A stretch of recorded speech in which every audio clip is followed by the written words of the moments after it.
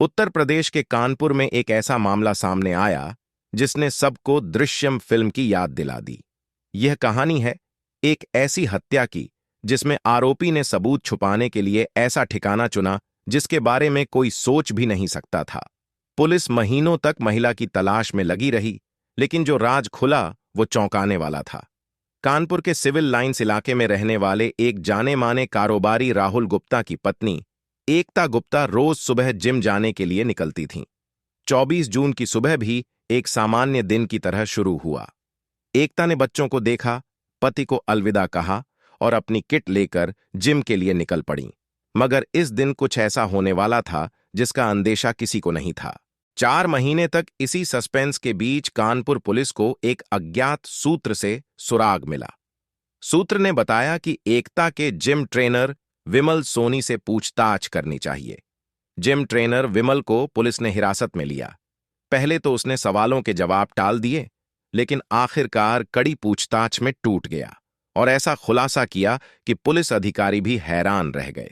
विमल ने कबूल किया कि उसने एकता की हत्या की थी, लेकिन इससे भी ज्यादा चौंकाने वाली बात यह थी कि उसने शव को ऐसी जगह छुपा दिया था जहां किसी का पहुंचना लगभग नामुमकिन था।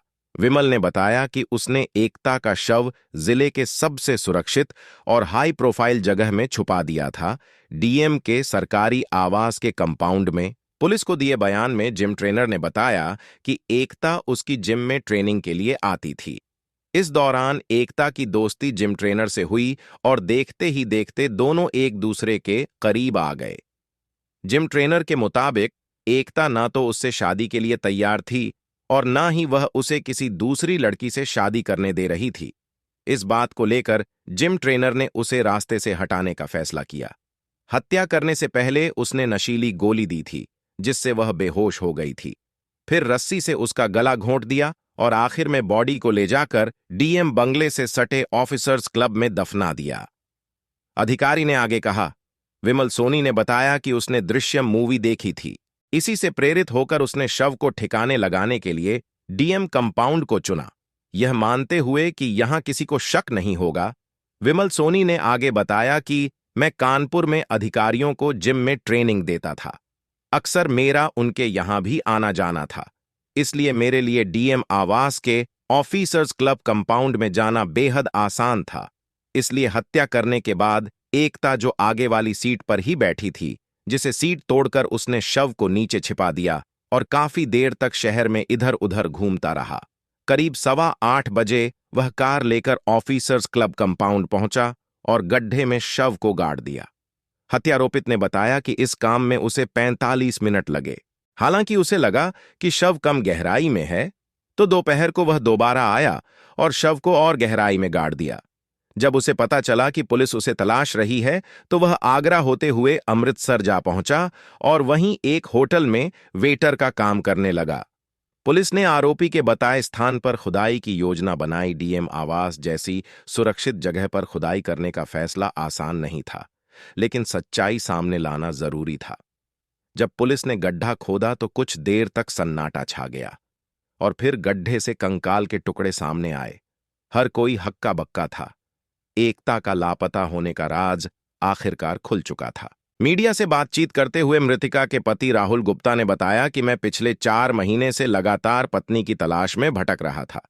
मुझे उम्मीद थी कि एक ना एक दिन आ जाएगी। मैं उसे हर स्थिति में अपनाने के लिए तैयार था। लोग क्या कहते, मुझे उससे फर्क नहीं पड़ता। लेकिन आज मेरा घर बर्बाद हो गया, सब कुछ खत्म हो गया है।